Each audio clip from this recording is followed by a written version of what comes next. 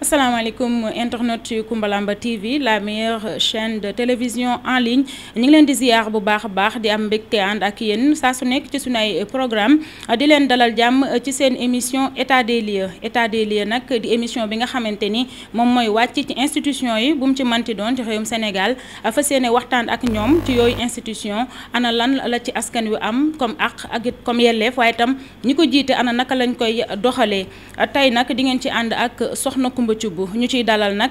koo xamante ni xam nañ ko bu baax a baax ci waalo gi muy wuyoo ci turu El Hadji Guèye moom nag opérateur économique la nekkoon président communauté rurale bu Bokhol en 2009 plutôt waaye nag depuis 2014 mu nekk maire bu commune bu Bokhol moom nag mi ngi ci parti PLD di parti des libéraux et démocrates ànd suqali PLD AS ginnaaw bi nga xamante ni kii di Oumar Sarr le ministre en même temps le président du dit parti daal di woon ne ñëw fii ci Dagana ñu nit ci lañ ko fi fekk si fas yéene ànd ak moom ci émission bi di état des lieux dama koy nuyu bu baax moom le maire El Hadji Guèye bàyyi ko mu nuyoo ak yéen ñi ñuy seetaan itam ñu ngi lay nuyu bu baax monsieur le maire. Coumba Thioub maa ngi lay fay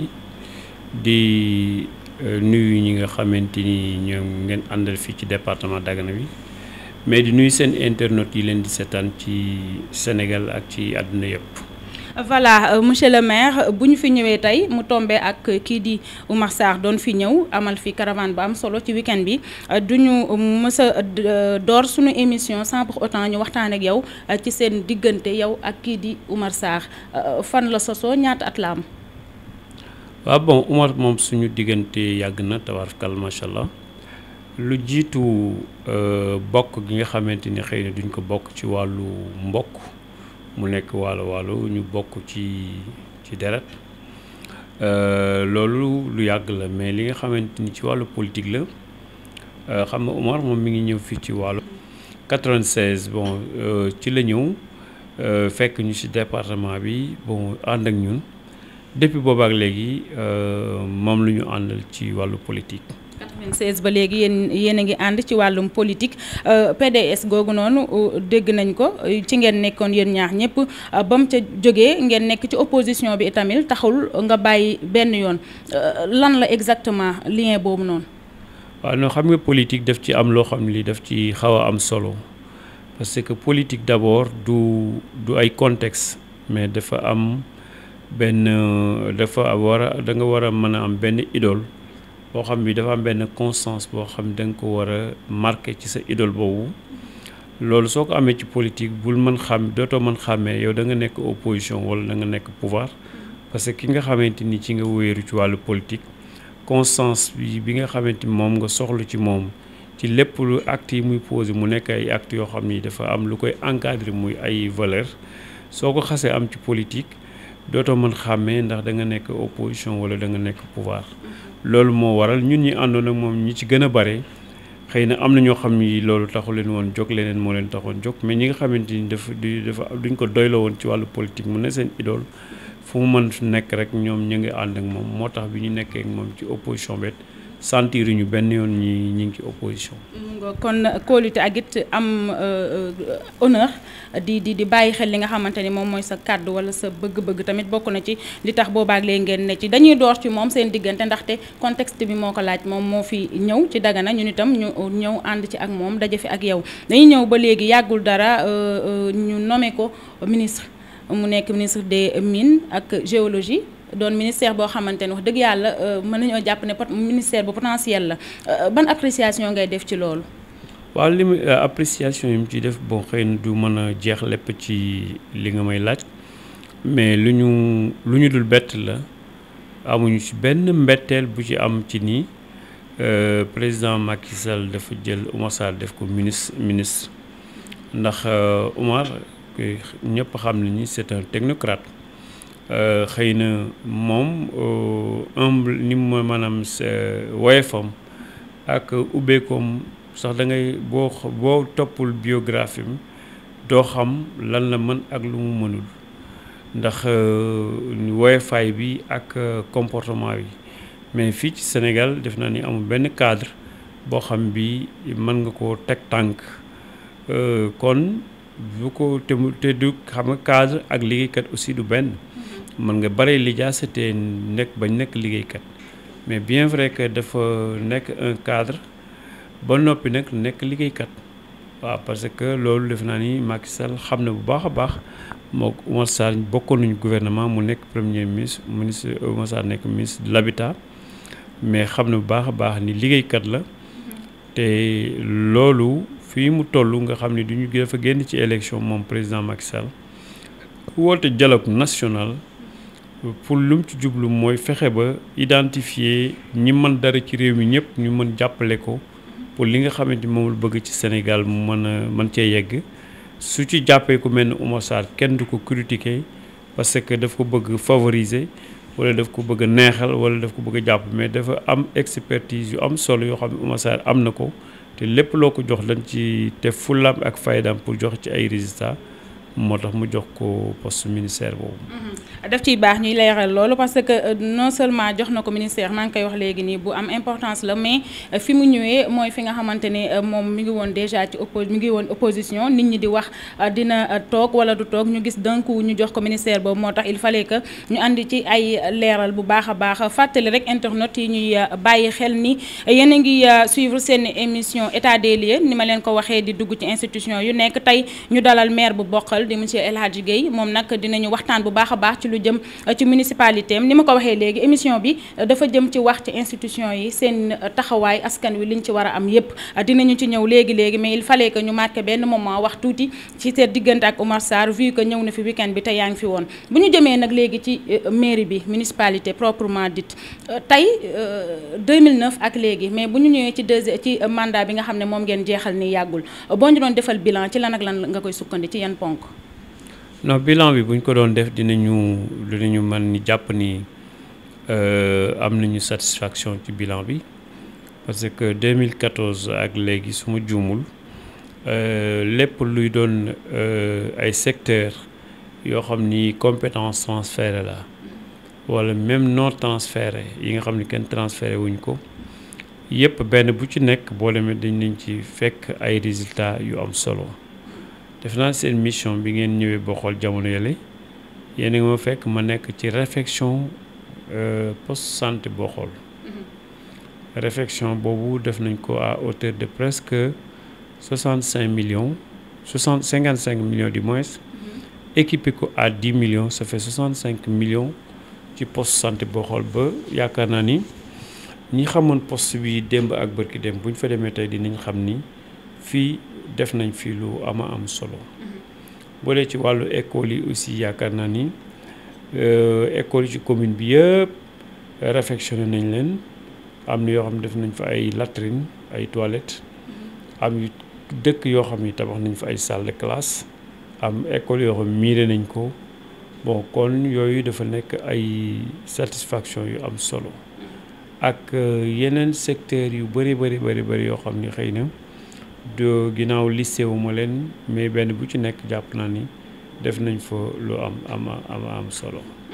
muy kon un bilan satisfaisant bu ñu la dégloo bu baax a baax monsieur le maire waaye tey ndax askan wi xam nañ bu baax municipalité Bokhol ak li mu war ak ñoom maanaam ndax tey yow yaa ngi leen di sentir ne ñoom ñu ngi gis seen bopp ci mairie boobu ndax bu ñu waxee bokk moomeel tamit gisoon nañ ngeen di dugal li nga xamante ni moom mooy jàppandal boo xam ne ñëpp dañ ciy bokk ñëpp maanaam di participer rawatina communauté bi ci boppam ndax tey ñoom ñu ngi yëg seen bopp bu baax a baax ci municipalité bi bu fekkee bàyyi nga leen xel.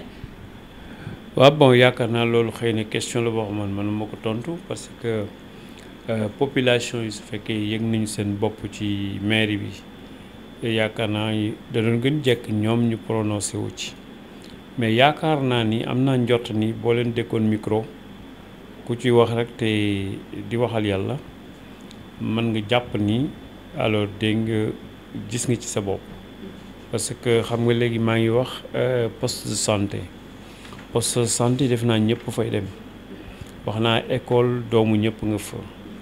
même ba ci jeunes yi seen stade yeeg yooyu duñ ko réfectionné defaraat ko mu baax bon kon jigéen ñu tabaxal leen marché extra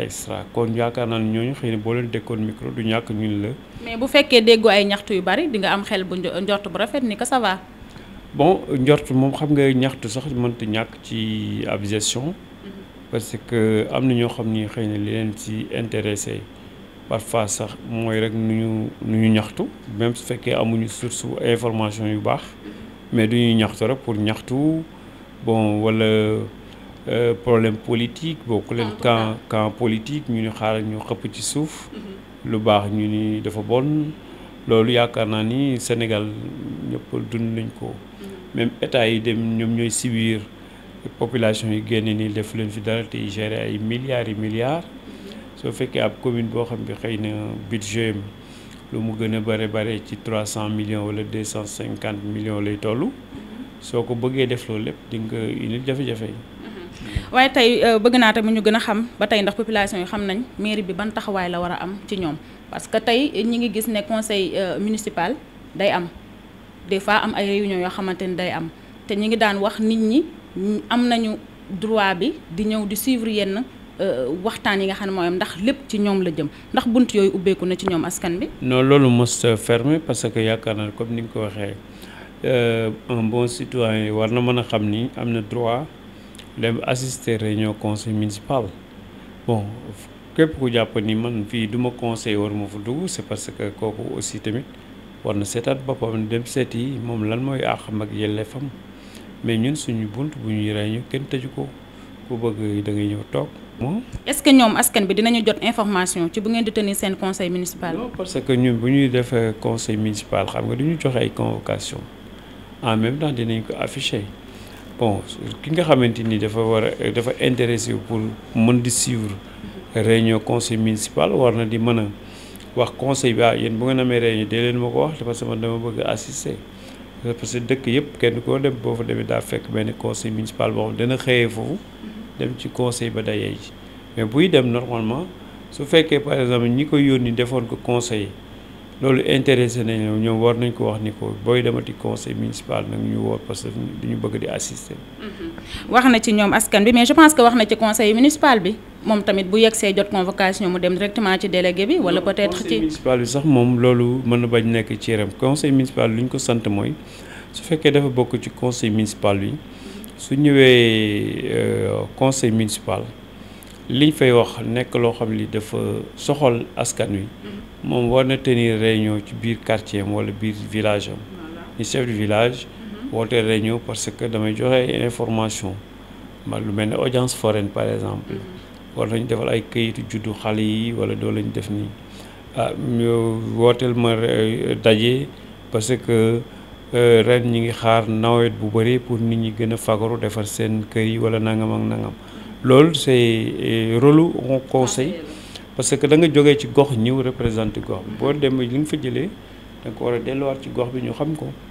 voilà. loolu da ciy am solo ndax askan wi moo tax ñu teg fii bokk moomeel yi di municipalité yi kon ñoom tamit baax na ñu gën a xam bu baax seen àq ak seen yelleef ci biir barab yooyu monsieur le maire dañuy àndandoo marqué une pause def page publicitaire dellusiwaat léegi internet yi ñuy bàyyi xel yeggali seen émission état des lieux.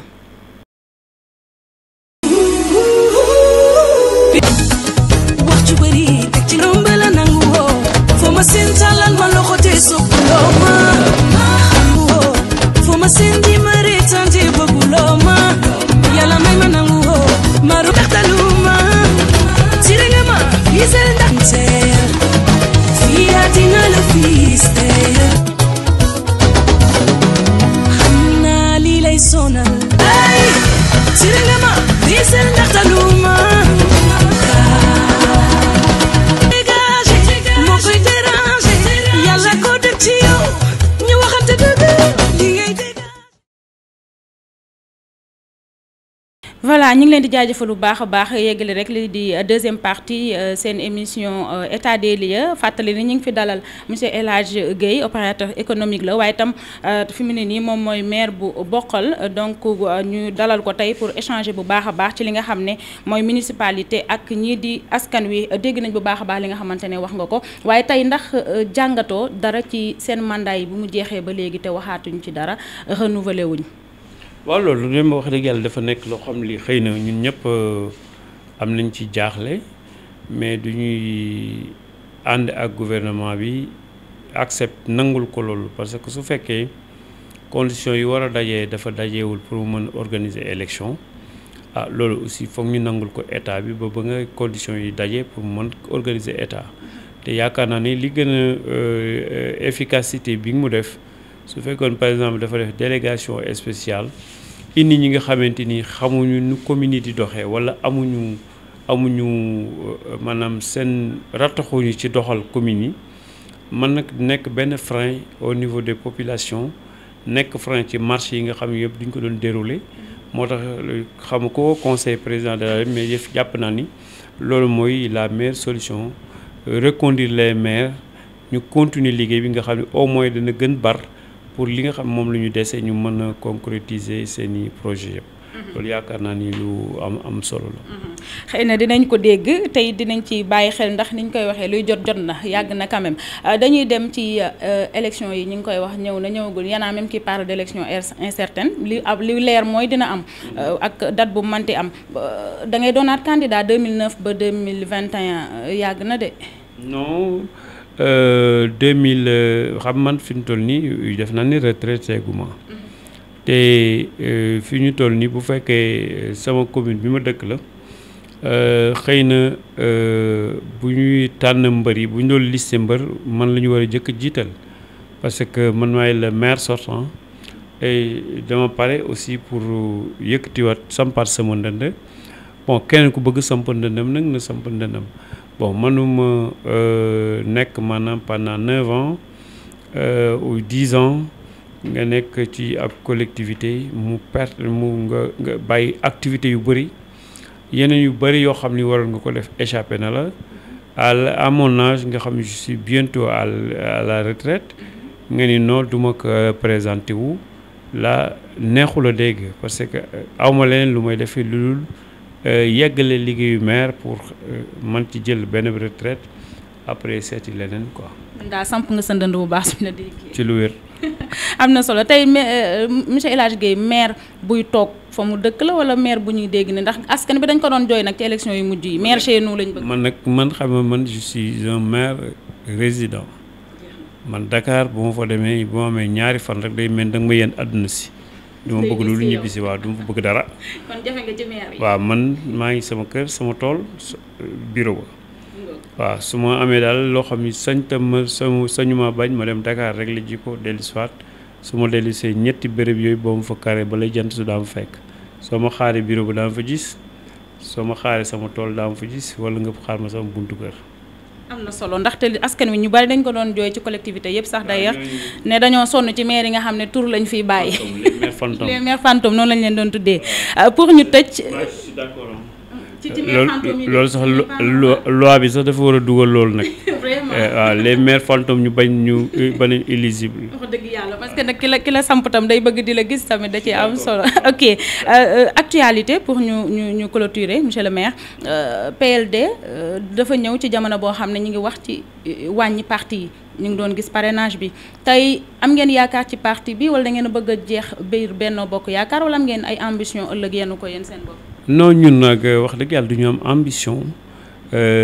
comme ni parti yëpp amee ambition am programme comme ni parti yëpp amee programme te suñu parti du mën naa bon du ma tooñ kenn ci partem mais ñun suñu parti dafa nekk parti bu mënta ñàkk. ndax lu tax mënta ñàkk mooy Oumar Sarr dafa nekkoon ci parti démocratique sénégalais nekk benn icône boo xam bi il était incontournable. kooku il était le numéro 2. waaw il était le numéro 2. ñu bare di yaakaar ko ñu bare ànd ak moom ñu bare di ko xaar suñu toogee ba un bon jour ñu ne dàq nañ ko ci parti bi mu dem këram toog yaakaar naa ni dina ameel àq ñi nga xam ne ñu àndoon ak moom ci politique. devoiram la mu créer